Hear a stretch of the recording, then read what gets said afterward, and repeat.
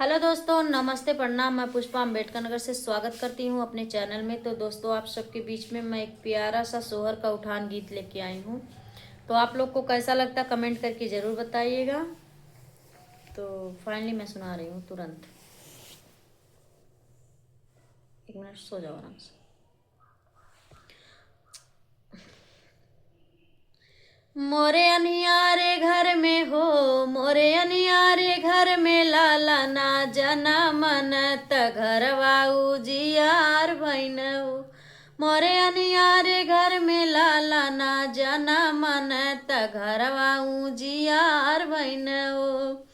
लपकी के उठैनी ससुइया रानी सुपवा चोराइले नी सुपा वा चोराइले हनी हो। भल कैलू ये सासु भल कैलू सुपवा चोराइली हलू सुपवा चोराइली हलू हो। सासु नैहरे से सुपवा मंगाइले बलाला ना लोढ़ा ले बहो। सासु नैहरे से सुपवा मंगाइले बैलोला ना लोढ़ाइले बहो।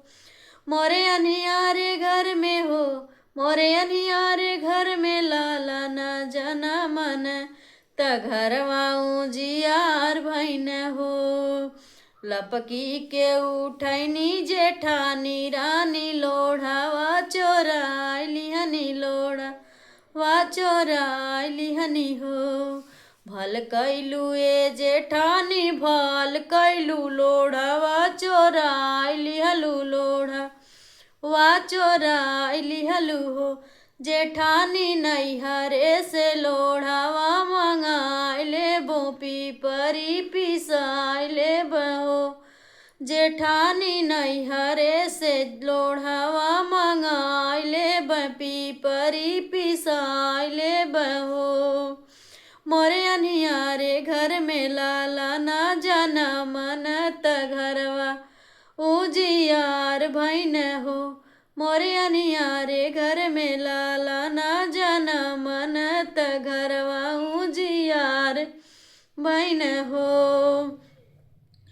तो बहन लोगन केकरे साथे ऐसा सही में भयल। आज के ज़माना में तो ना होत बा, लेकिन जेकरे साथे भयल वही कमेंट करके ज़रूर बताइए। आप सभी का बहुत बहुत धन्यवाद।